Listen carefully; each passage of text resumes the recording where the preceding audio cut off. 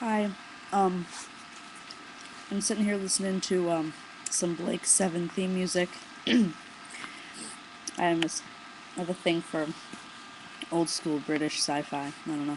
Um, and I just watched a video, Becoming Franklin's video on trans people and the LGBT community, or the LGBT community, or whatever. LGBT people and trans people within that. I'm doing a bad job at, explaining what his video is about, but go watch it. I don't think I'm going to be able to say anything that he hasn't already said, probably better than me. Um, this is the second time I've made this video.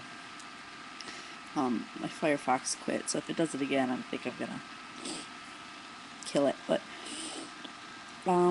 so, what I said, last time before Firefox ate it was, kind of my experience with how I grew up in a really small town, and, I didn't really know any. I mean, there really weren't any gay people at all. Like, it just didn't happen. So, like, trans people in general was like a Jerry Springer thing, and even like gay people were considered like a total abomination or something. Um, but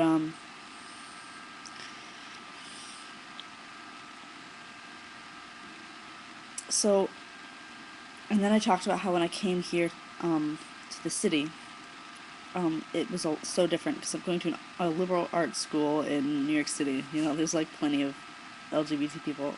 Like everyone's a little bit bisexual. No, that's wrong. I think using bisexual is stating that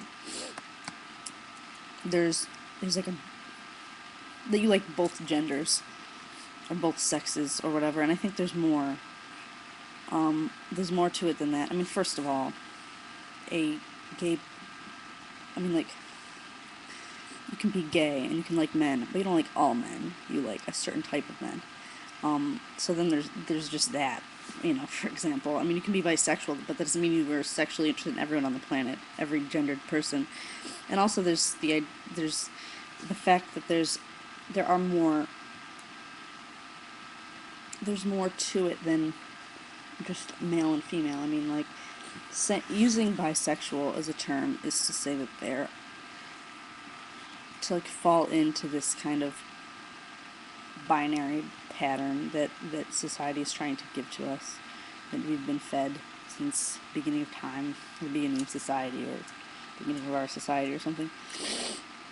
Oh, I don't like this song. So, now some Pogues. I love the Pogues. Um, so basically, what I think about that is that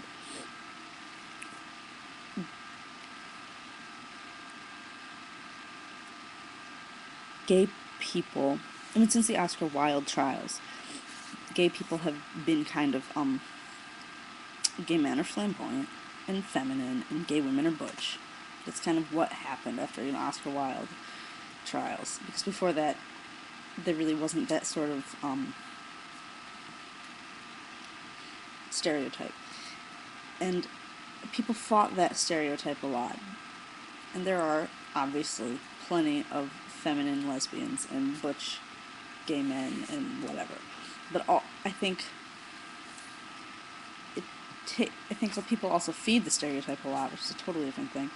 But it's hard. People have to take steps to prove that they can have whatever sexuality they have without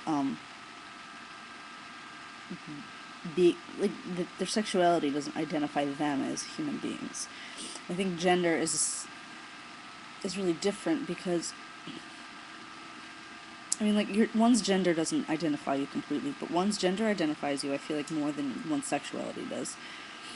Because what you do in bed really doesn't have any effect on who you are, or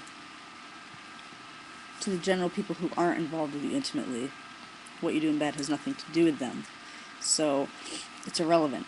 but one's gender, because of the way we view things, does. And so I think people have a hard time, LGBT people, or LGB people, I just think one's sexuality can be involved with one's gender, and one's gender can be involved with one's sexuality, but they're inherently different things. So to put LGBT and T, I mean, I think the queer community in general, I think saying queer makes more sense to me, because it's just above the norm or beyond the norm or something, and one can be heterosexual and queer. A heterosexual, a completely heterosexual, female-bodied, female-identified person can still be queer, because maybe she's a femdom or something, I don't know. But I think a lot of people, I think it's getting better, but I think a lot of people have a hard time with looking at things differently, with looking at the world not within the lens that they're taught to have. And that includes LGBT people. And I think that there's a level of pride of being LGBT. And T is just, the trans people are completely different, not completely different, but are very different in how they have to deal with things, and how they have to deal with the world, and how they have to get through the world. And the coming out process is so much more complicated. Not necessarily more difficult, but more complicated. And I think most LGBT people don't get it just because they haven't gone through it. And therefore,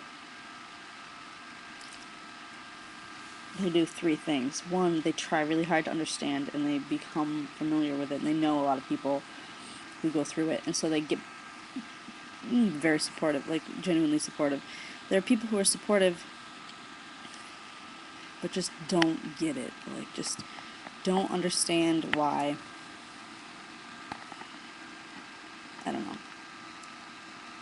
They like don't really try it. They're like, yeah. It's like